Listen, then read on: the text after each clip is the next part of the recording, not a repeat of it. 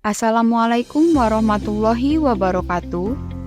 Perkenalkan, nama saya Henita Sari dari Program Studi Manajemen Pendidikan Islam semester 4. Pada video ini saya akan mereview penggunaan Google Classroom sebagai media pembelajaran digital. Video ini dibuat untuk memenuhi tugas dari Ibu Sinta Widyaning Tias, Magister Pendidikan, pada mata kuliah Ekonomi dan Edupreneurship. Saat ini, dunia pendidikan mengalami perubahan yang sangat pesat seiring dengan perkembangan teknologi. Proses pembelajaran yang sebelumnya hanya dilakukan secara tatap muka di dalam kelas, kini mulai beralih ke sistem pembelajaran digital. Dengan adanya teknologi, kegiatan belajar mengajar menjadi lebih fleksibel dan dapat dilakukan kapan saja serta di mana saja. Namun, dalam pelaksanaannya masih terdapat beberapa kendala. Di antaranya adalah keterbatasan waktu dan tempat, akses terhadap materi yang belum maksimal, serta interaksi antara guru dan siswa yang masih kurang efektif.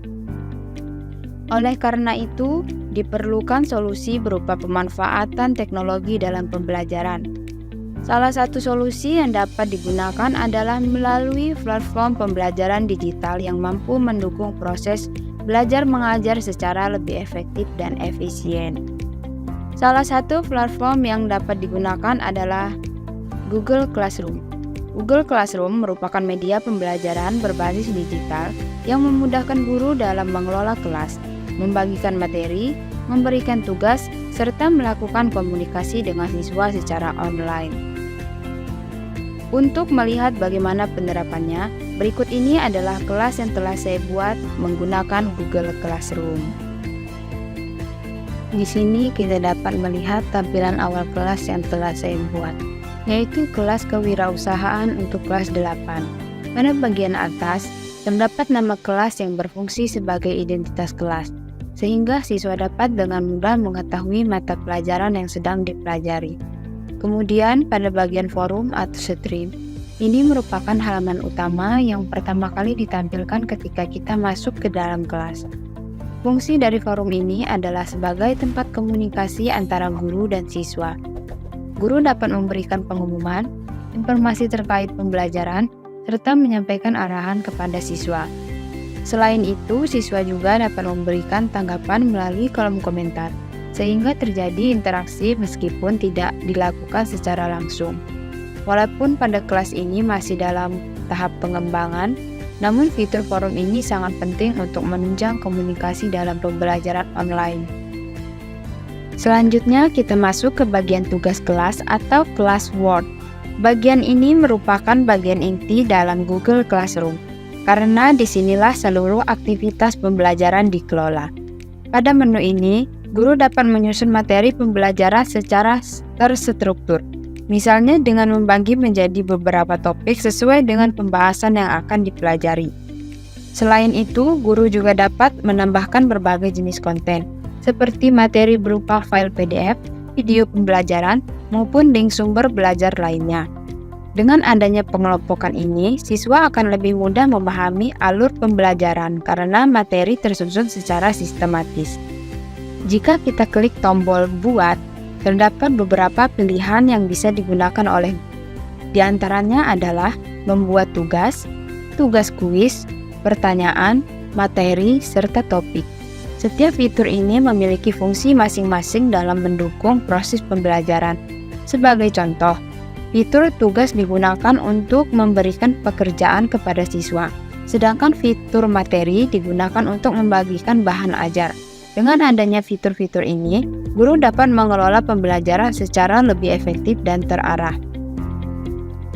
Untuk rencana pembelajaran ke depannya, saya akan menambahkan beberapa materi terkait kewirausahaan. Materi tersebut akan disajikan dalam bentuk file PDF yang berisi penjelasan teori, serta video pembelajaran untuk membantu siswa memahami materi secara lebih visual. Hal ini dilakukan agar siswa tidak hanya membaca, tetapi juga dapat melihat dan memahami secara langsung melalui media yang lebih menarik. Selain materi, saya juga akan menambahkan tugas sebagai bentuk latihan bagi siswa.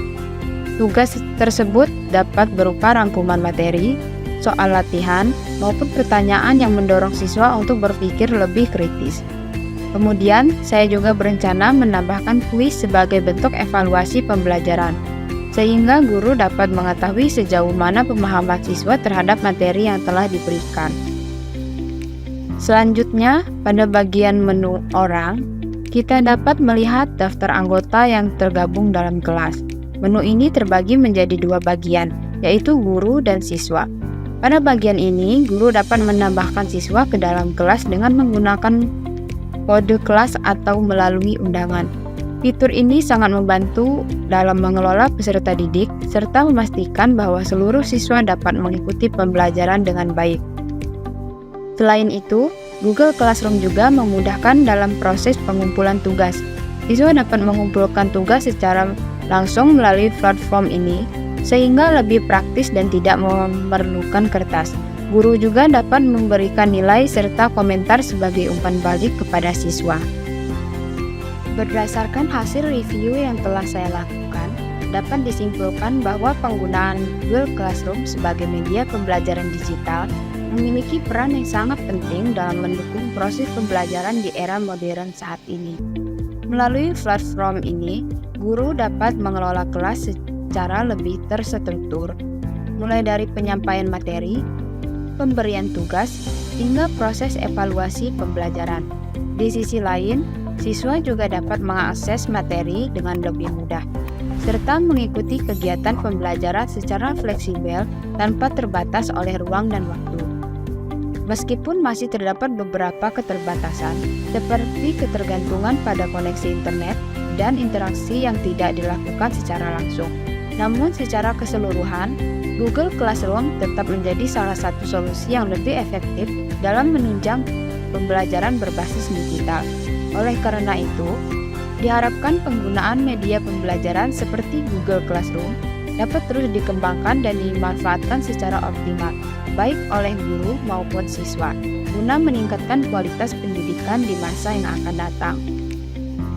Demikian video yang dapat saya sampaikan. Semoga penjelasan ini dapat memberikan gambaran yang jelas mengenai penggunaan Google Classroom dalam proses pembelajaran.